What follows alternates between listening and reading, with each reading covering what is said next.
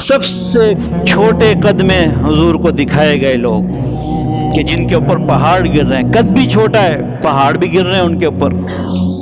حضور نے فرمایا یہ کون لوگ ہیں اتنے چھوٹے چھوٹے قد والے، بونوں کی طرح، چونٹیوں کی طرح؟ فرمایا یہ وہ لوگ ہیں جو دنیا میں تکبر کیا کرتے تھے، اکڑ۔ آج دیکھیں آپ تکبر کس نہج تک پہنچ چکا ہے، اپنے سے کمزور سے آپ کس لہجے میں بات کرتے ہیں، اپنے چھوٹوں سے، اپنے ماتحت سے کس طرح بے رخی سے، کیا الفاظ کی ادائیگی ہوتی ہے، لہجہ کیا ہوتا ہے آپ کا۔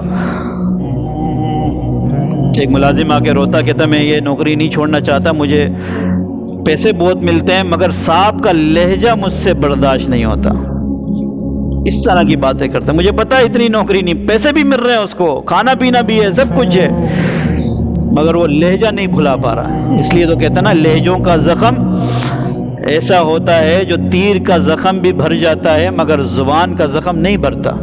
وہ لہجے انسان کو یاد رہتے ہیں، صلح بھی ہو جائے، صلح صفائی بھی ہو جائے، بات بھی ختم ہو جائے، مگر جب اس کا چہرہ دیکھتا ہے اس کو وہ لہجہ اس کے سامنے آ جاتا ہے۔ تو خدا را نبی اکرم صلی اللہ علیہ وسلم نے ہم تک جو بات پہنچا دی ہے وہ مہر کی مانند ہے۔ بس اب ہم نے بچنا ہے، اپنی اہل خانہ کو بھی بچانا ہے۔ اللہ جل شانہ سے یہ دعا ہے کہ اللہ جل شانہ ہر گناہ سے، ہر خرافات سے، ہر اس چیز میں مبتلا ہونے سے جس پر حضور نے منع کیا ہو، ہماری اولادوں کی، اہل محلہ کی، امت مسلمہ کی حفاظت فرمائے۔ میں نے جو کہا جو سنا، اللہ جل شانہ ہم سب کو اس پر عمل کرنے کی توفیق عطا فرمائے۔